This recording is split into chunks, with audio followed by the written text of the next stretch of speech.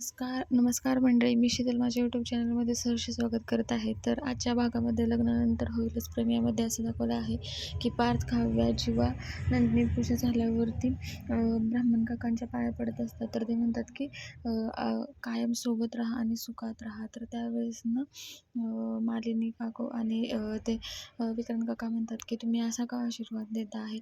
आजकाल अष्टपुत्र सौभाग्यवती भव असे आशीर्वाद देणं बंद केलं आहे का? तर त्यावेळेस ना ब्राह्मण काका म्हणतात की तसे नाही हो, पण आजकाल लोकांना लग्नच टिकवायची नसतात. कोणाला 6 महिन्यामध्ये डिवोर्स पाहिजे असतो, तर कोणाला जोडीदार आवडत नसतो किंवा त्यांच्या ह्याच्यामध्ये खूप प्रॉब्लेम्स असतात.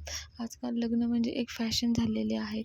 त्या जमान्यामध्ये हे असे लग्न करतात, त्यामुळे मी असा आशीर्वाद दिला. तर त्यावेळेस सर्वांच्या अशा काही रिॲक्शन्स असतात. त्यावेळेस ना तिथेच वसुंधरा काकू शिरा आणायला गेलेल्या असतात आणि ब्राह्मण काका म्हणतात चला आता सर्वांना प्रसाद द्या. तर त्यावेळेस ना ते सर्वांना प्रसाद देतात. तर हे म्हणतात की खूप सुंदर झालेला आहे शिरा. तर हे ब्राह्मण काका आणि सगळेच म्हणतात. तर ती म्हणते की याचं श्रेय फक्त काव्या म्हणते की याचं श्रेय फक्त आईंना जातं, आईंनी केलेलं आहे, तर तू त्यांची कौतुक कर. तर ते म्हणतं की हां, तुझ्यासारखाच खूप सुंदर झालेला आहे शिरा आणि मी हे मान्य करतो. तर त्यावेळेस ना मग ब्राह्मण काका म्हणत असतात की हां, तर मानिनी काकू म्हणते की पुढच्या वेळेमध्ये काव्या आणि नंदिनी पण असा शिरा करतील. तर त्यावेळेस ना ब्राह्मण काका म्हणतात की हो, त्या करतील, त्या शिकतील, पण एका महिन्यामध्ये शिकतील आणि त्याच्यामध्ये गोडवा यायला 5 महिने जातील. म्हणजे यातूनच कळतं की त्यांचं लग्न 6 महिन्यानंतरनं सुरळीत होणार आहे, असा ब्राह्मण काकांचा आदेश आहे.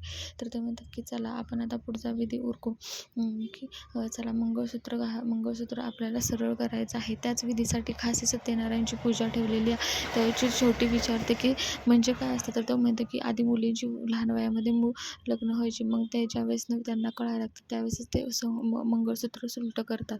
तर त्यावेळेस ना मग ह्या दोघी मंगळसूत्र काढून सरळ करत असतात. तर ब्राह्मण काका म्हणतात की नाही नाही, तुमच्या लग्नाच्या टायमिंगला तुमच्या गळ्यामध्ये मंगळसूत्र तुमच्या नवऱ्याने घातलेलं होतं, तर आता सरळ पण तोच करणार.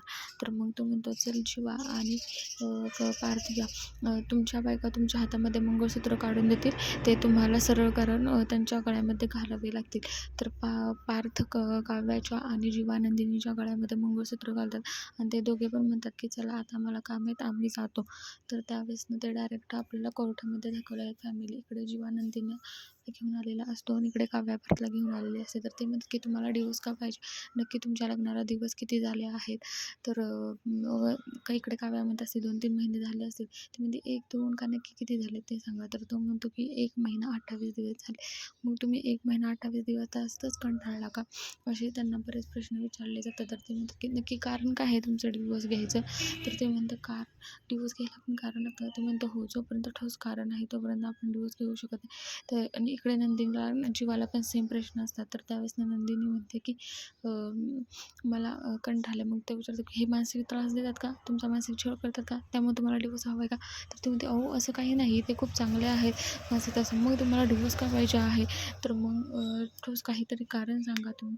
तर त्यावेळेस जीवा म्हणतो की ही खूप पसारा आवडते, ही खूप पसारेवाली बाई आहे, चकाचक बाई आहे, त्यामुळे मला हिच्यापासून डिवोर्स पाहिजे आणि मला पसारा आवडतो, मला सारखा पसारा करायला आवडतो, ही सारखी पसारा आवडत असते, त्यामुळे मला हिच्यापासून डिवोर्स पाहिजे आहे, असं तो कारण देत असतो. काहीतरी कारण पाहिजे. आणि इकडे काव्य म्हणत असते की हे खूप रात्रीचे घोरतात आणि मला यांच्या घोरण्याचा त्रास होतो, तर आपण हे कारण तर देऊ शकतो ना. तर ती म्हणते हो हो हो, म्हणजे तुमचा मानसिक त्रास छळवला. तर म्हणजे मानसिक त्रास नाही आहे हो, तसं काही नाही आहे, पण मला ह्यांच्या घोरण्याचा त्रास होतो.